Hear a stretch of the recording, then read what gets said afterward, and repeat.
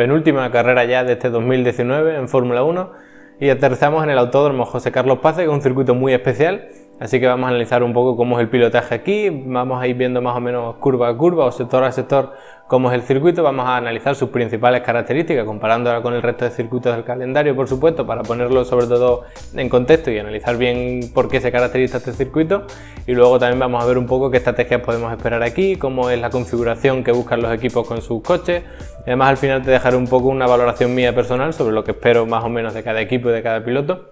así que nada, vamos a ello.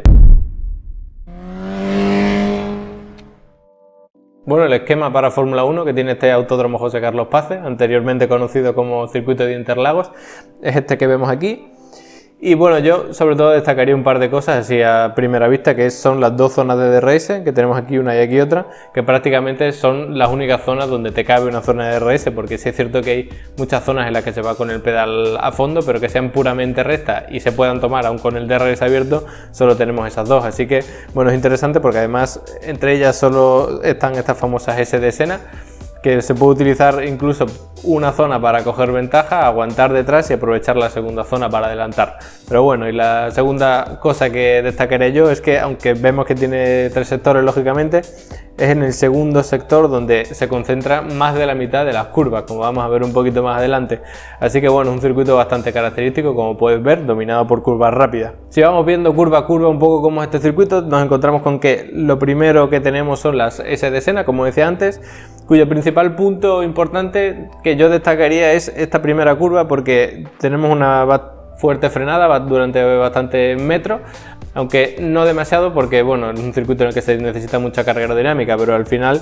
para mí lo más importante de esta curva es no pasar tan ambicioso y atacarla demasiado pronto, porque si no te vas a ir largo en la salida de la curva, vas a tener que levantar y vas a perder muchísimo tiempo, porque además si la trazas bien, apurando el exterior y atacando la tarde, vas a poder hacer las curvas 2 y 3 completamente a fondo y vas a ganar mucho tiempo, porque además toda esta zona es una recta que, como vemos, sigue por aquí. He cortado la recta para no hacerla más larga y ver sobre todo las curvas, que es lo importante. Entonces, si en esa primera curva te vas largo, vas a perder muchísimo tiempo durante muchos metros. Además, esta segunda zona con DRS, así que si eres el que va detrás no vas a poder adelantar, aún con DRS quizá, y si eres el de adelante pues seguramente te pasen. Además, más o menos por aquí termina el primer sector y empieza el segundo, donde se concentra la mayoría de curvas del circuito. La primera, la 4, es un poco contraria quizá a la curva 1, porque sí que es conveniente atacarla más bien pronto, porque además, si te fijas, es un poco curiosa porque tiene como doble vértice, un poquito más cerrada al principio y un poco más abierta al final. Mejor no tanto doble vértice, sino un doble radio. Entonces además fuera tiene una escapatoria que, aunque la FIA te pueda penalizar un poco o incluso invalidar vuelta en clasificación, digamos que no te va a perjudicar tanto como si te hubiese grabado o algo así. Entonces es importante hacer esta frenada bien, porque luego ya haces las 5 a fondo, viene otra zona de recta, hasta que nos encontramos aquí con la curva número 6, y además estas curvas 6 y 7 se hacen en sexta marcha, no hay que reducir marcha, no hay que pisar el pedal del freno, quizás sí levantar un poco el acelerador, pero se hacen prácticamente a fondo. Y luego viene una frenada que es bastante compleja, porque es para la curva 8, tienes que reducir de sexta a tercera aproximadamente, lógicamente depende de la caja de cambio de cada equipo, pero es una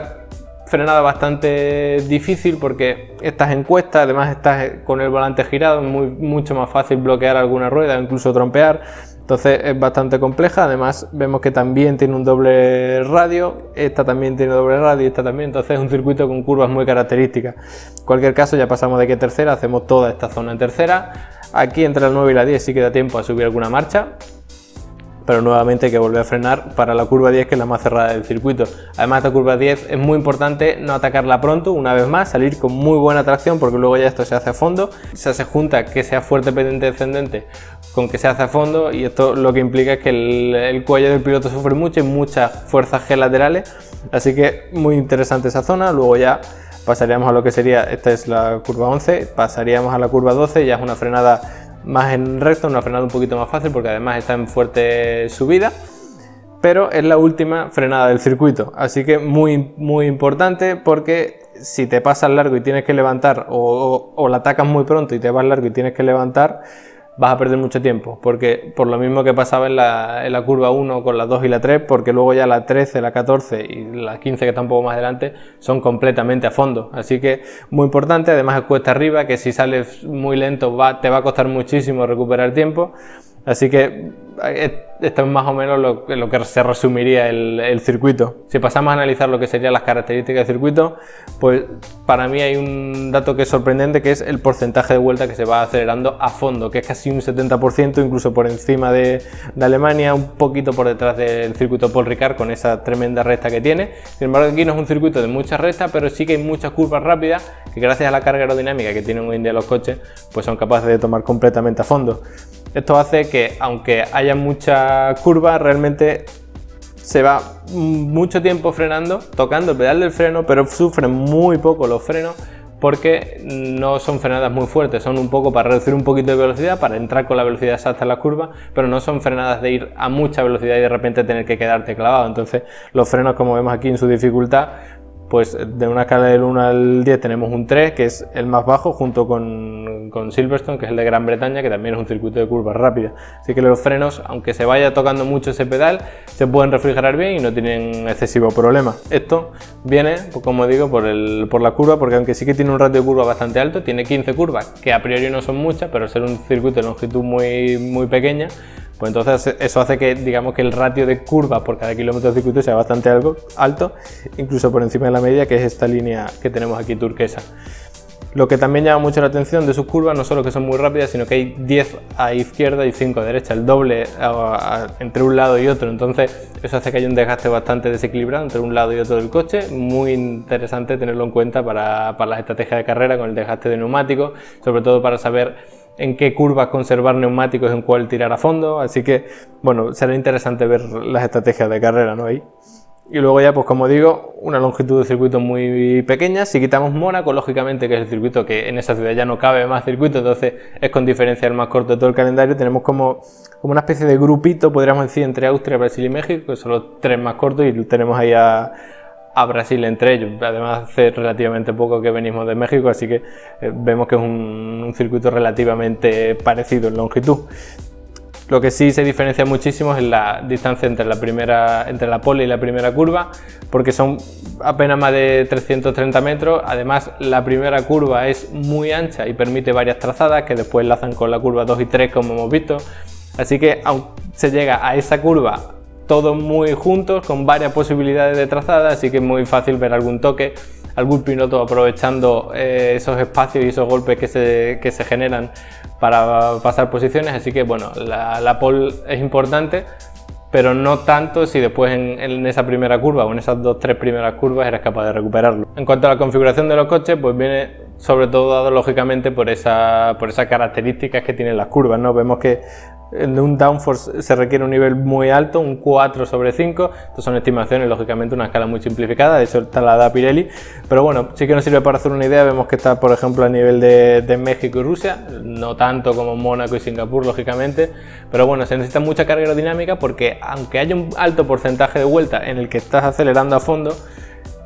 gran parte de ese porcentaje a su vez está girando. Entonces, si no tienes mucha carga aerodinámica, vas a tener que levantar, no vas a poder acelerar a fondo tanto tiempo y al final vas a perder tiempo. Hemos visto que hay dos rectas más o menos fundamentales que sí que son relativamente largas, pero ahí no vas a recuperar el tiempo que pierdas, sobre todo en el segundo sector tan revirado, o incluso en el primero y en el tercero, que son curvas rápidas, y ahí se nota mucho la carga aerodinámica, no solo en tiempo por vuelta además, sino también en desgaste, que al final en ritmo de carrera y en las propias estrategias que necesitas para la carrera vas a salir muy perjudicado.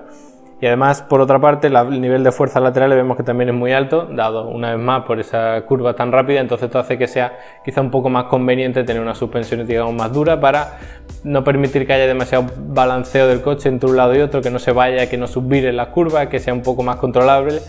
y entonces pues, que pueda entrar mejor la curva y también salir de ella. En cuanto a las estrategias de carrera, pues el asfalto sí que es ligeramente abrasivo, pero el mayor problema para los neumáticos sobre todo es el estrés lateral por estas curvas tan rápidas una vez más. Y además ya hemos visto que este año es algo como muy característico, que penaliza mucho los neumáticos cuando son circuitos de mucha carga lateral. Pero aún así Pirelli ha ofrecido su gama de neumáticos más dura, así que bueno, yo espero una estrategia, una parada, la verdad. Pero bueno, te traigo aquí por ejemplo las estrategias de carrera del año pasado. Y lo que sí que llama la atención, desde mi punto de vista, es que todo el mundo intentó una parada. Sí es cierto que, bueno, los neumáticos del año pasado eran un poco distintos, ya sabéis que la nomenclatura este año ya cambió y tal, pero bueno, al final prácticamente todo el mundo intentó una parada. Eso sí, interesante que estuvo bastante bien repartido las vueltas que se dieron con cada neumático. Entonces, pues yo la verdad que espero un poco algo parecido este año, en el que todos intenten una sola parada, pero sí que será muy interesante ver quién puede pasar a Q3 de los equipos de arriba con el neumático medio en vez de con el blando, para usarlo eso en la salida y no tener que entrar muy pronto en carrera. Y sobre todo también en la zona media, porque quien no pueda pasar a Q3, como puede ser por ejemplo Renault, que son equipos que en carrera van muy bien, pero que les cuesta en clasificación, pues pueden salir con el neumático que quieran, con el medio, incluso con el duro, que ya hemos visto hacerlo a Ricciardo varias veces. Entonces eso les da una ventaja estrategia, que aunque quedes a lo mejor el 11 en vez del 10 o el 9, al final en carrera te va a salir rentable por poder salir con el neumático que quieras. Así que bueno, eso me parece interesante. Así que por último, para mí, creo que Mercedes se disputará la victoria y la pole con Red Bull. Incluso si tuviese que apostar, apostaría por Verstappen y Red Bull, porque no solo es que se le dé muy bien a Verstappen, como ya vimos el año pasado este circuito, aunque bueno, hubo ese incidente con Ocon que al final le costó la victoria, pero es un circuito que se le da muy bien a Red Bull, que es un coche con muy buena eficiencia aerodinámica, tanto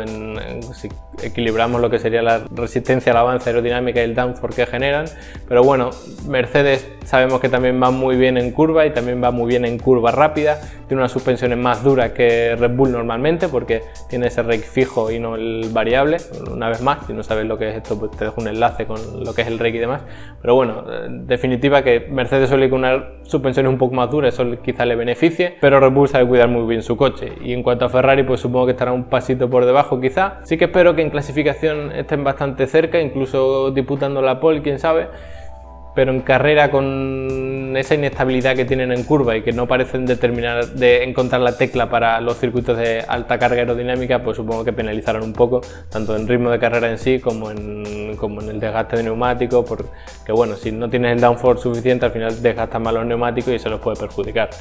Así que espero una lucha bastante apretada entre Mercedes y Red Bull arriba, que quizá se lleve la palma Red Bull, quizás sea la oportunidad de oro para Albon de conseguir su primer podio con Red Bull, y luego Ferrari pues quizá un escalón por debajo, y en la zona media pues supongo que estará McLaren una vez más arriba, porque van bien en todos los circuitos, especialmente en este tipo. Renault seguramente no vaya tan bien en clasificación porque son un poco más irregulares, podríamos decir, pero en carrera los espero muy arriba, incluso disputándole a Toro Rosso, que también es un equipo que va bastante bien en este tipo de circuitos. Pero bueno, todo eso son conjeturas, digamos, veremos qué pasa durante los entrenamientos libres, en clasificación y sobre todo en carrera, que es cuando se reparten los puntos. Así que nada, este es mi análisis del circuito, espero que te haya ayudado a entenderlo un poco mejor y sobre todo disfrutarlo más de cara a la carrera, fijándote en ciertos puntos, por qué cada piloto maneja de una manera en ciertas zonas del trazado. Así que nada, esto es todo por hoy. Como siempre, pues te agradezco que te suscribas y des me gusta al vídeo, que últimamente estamos bastante bien, estamos creciendo rápido,